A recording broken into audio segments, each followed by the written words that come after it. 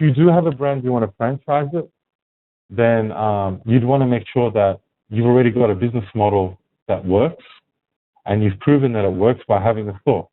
Okay, is your brand unique in its own right, identifiable in its own right, and does it have the right amount of credibility?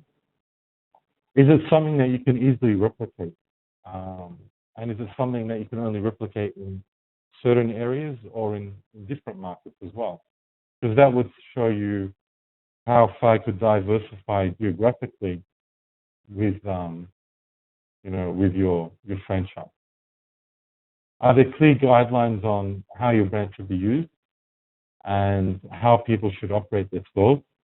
And these things are important because, first of all, you as having the first store would have gone through a lot of learning, especially from a legal perspective and municipality requirements, etc., which you could really, rubber stamp into the operation.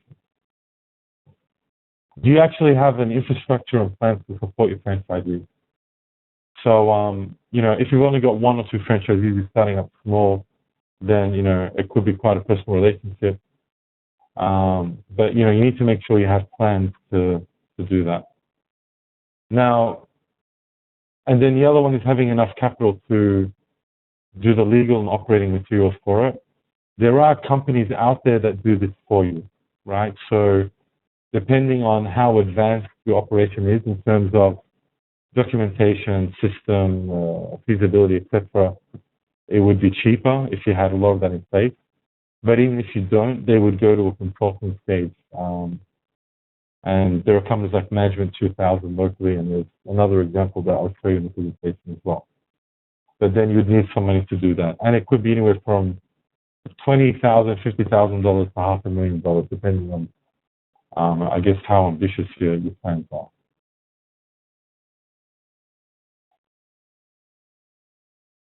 So let's have a look at some examples. Mohsen, just to answer your question, your background definitely does not have to be similar to your business idea. It could be an advantage if it is. It's because when you're setting up something new, there's going to be a lot of learning. So, if you already have experience in that area, there's just a bit less learning for you to do. Having said that, it might be even a bonus in some cases if you don't have experience, because you might bring something fresh based on whatever experience you have today to that industry or some new concepts or ideas. So thank you. Thanks, Mohsen. I like the contribution. So all of these businesses started out with a single location. The pretzel ones, I don't know, maybe someone else does. I haven't come across them in my travels. But McDonald's, we all know.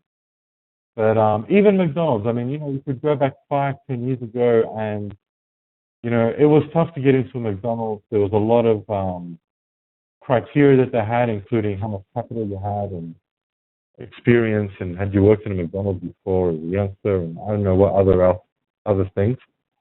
But there are places now where McDonald's are closing. So in the city that I'm from in Lebanon, the McDonald's closed months ago because they don't have enough business. There's some European cities where there are McDonald's closing every month. So it's not a sure thing anymore, yeah? So you need to keep in mind some of those things. But let's give them credit. They went from one store to 35,000 plus. And they've had a big impact on economies where they started. So the Big Mac, in some cases, being used as part of the economic index. H&R Block, it's a tax firm, so thankfully we don't have them in most of the Gulf countries anyway. We don't need them. We have enough fees though to pay apart from taxes. But H&R Block is a very famous tax firm. They basically give accountants an opportunity to run their own business and do taxes for people.